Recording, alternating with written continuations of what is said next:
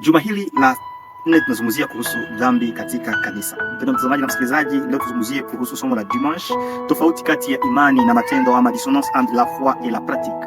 Mpendwa mtazamaji na msikilizaji, utaelewa pamoja nami ya kwamba katika historia ya Kikristo, wanatheolojia, wachungaji, hata waumini wote wamejifunza kuhusu, wanapojifunza Agano Jipya, wanajifunza ili waelewe vizuri namna gani kanisa linatakiwa kufanana.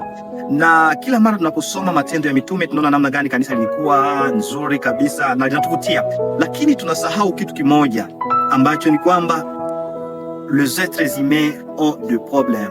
Binadamu huwa wanazo shida na matatizo. Kwa hiyo tunaposoma Agano Jipya tutaelewa na kugundua sio tu kile ambacho kanisa linatakiwa kuwa, lakini pia tutajifunza kile ambacho kanisa halitakiwi kuwa. Zingatia, tunakuja kujifunza kile ambacho kanisa halitakiwi kuwa. Kwa hiyo mpendwa mtazamaji na msikilizaji, soma pamoja nami kwenye Wakorintho wa kwanza sura ya 5 1 hadi 13. Tugundue dhambi moja ambayo ilikuwa imefika hata katika kanisa la Mungu la Korintho.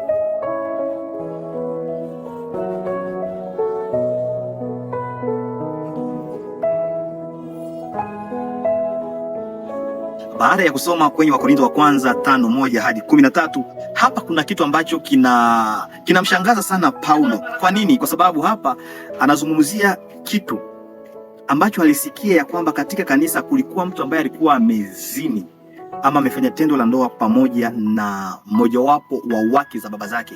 Kwa hivi mtoto anazini na mama yake. Na Paulo aliposikia kile kamkera moyo, anasema kwa sababu hiyo ni incest, ndoa kati ya wandugu, ya watu wa jamaa moja.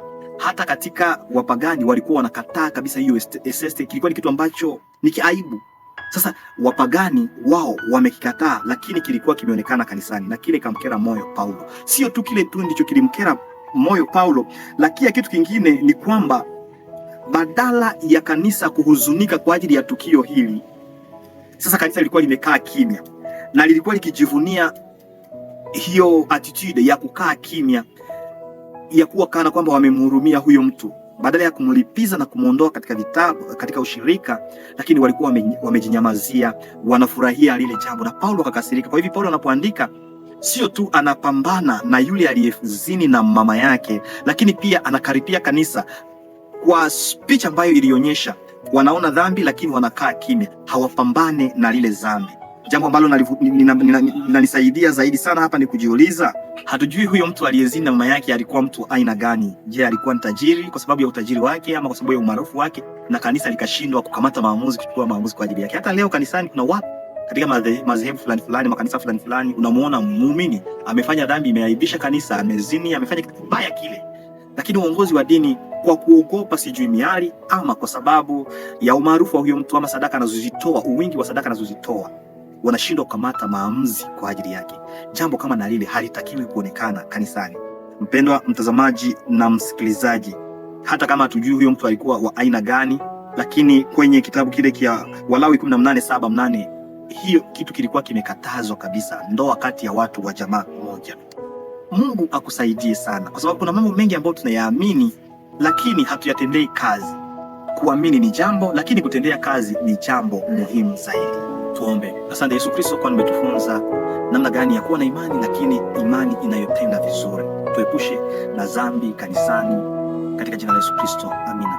Mbele mtazamaji na msikilizaji, kuna swali ambalo nataka kuuliza. Quelles sont aujourd'hui les pratiques clairement condamnées par l'Écriture que nous risquons de tolérer au nom de l'amour et de l'acceptation? Ni kitu gani ambacho Biblia inakataza lakini ambacho sisi leo kanisani tumekikubalia, ili kwamba kwa sababu tuna upendo, ama kwa sababu hatutaki miali, ama kwa sababu tunakubali? Ni baadhi ya vitu kama ni vitu gani? Unaweza kuandika kwenye comment. Mungu akubariki unaposambaza somo hili kwa watu 5 kwenye